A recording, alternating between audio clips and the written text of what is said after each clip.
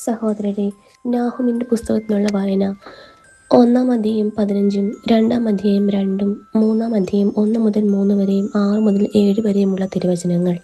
സദ്വാർത്ത കൊണ്ടുവരുന്നവന്റെ, സമാധാനം പ്രഘോഷിക്കുന്നവന്റെ പാദങ്ങൾ അതാ മലമുകളിൽ. യൂദാ, നീ നിന്റെ ഉത്സവങ്ങൾ ആചരിക്കുകയും നേർച്ചകൾ നിറവേറ്റുകയും ചെയ്യുക. എന്തെന്നാൽ ഇനി ഒരിക്കലും ദുഷ്ടൻ നിനക്കെതിരെ വരികയില്ല. അവൻ നിശ്ശേഷം നശിപ്പിക്കപ്പെട്ടിരിക്കുന്നു.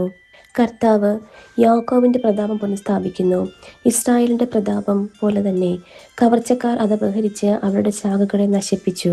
രക്തപങ്കിലമായ നഗരത്തിന് ഹാ കഷ്ടം! വ്യാജവും കൊള്ളയും കൊണ്ട് അത് നിറഞ്ഞിരിക്കുന്നു. അവിടെ നിന്ന് കവർച്ച ഒഴിയുകയില്ല.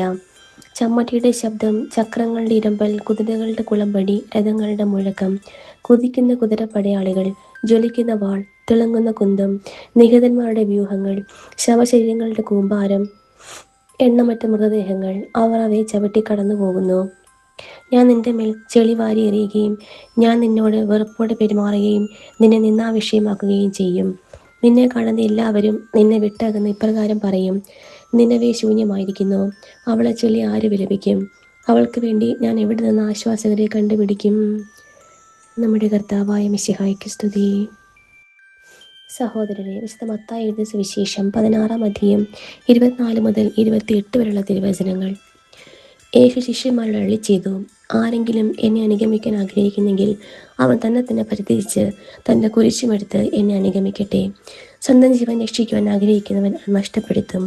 എന്നാൽ ആരെങ്കിലും എനിക്ക് വേണ്ടി സ്വജീവൻ നഷ്ടപ്പെടുത്തിയാൽ അവൻ അത് കണ്ടെത്തും. ഒരുവൻ ലോകം മുഴുവൻ നേടിയാലും സ്വന്തം ആത്മാവിനെ നഷ്ടപ്പെടുത്തിയാൽ അവന് എന്തു പ്രയോജനം?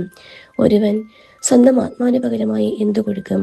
മനുഷ്യപുത്രൻ സ്വപിതാവിൻ്റെ മഹത്വത്തിൽ തൻ്റെ ദൂതന്മാരോടൊത്ത് വരാനിരിക്കുന്നു. അപ്പോൾ അവൻ ഓരോരുത്തർക്കും താന്താങ്ങളുടെ പ്രവൃത്തിക്കനുസരിച്ച് പ്രതിഫലം നൽകും.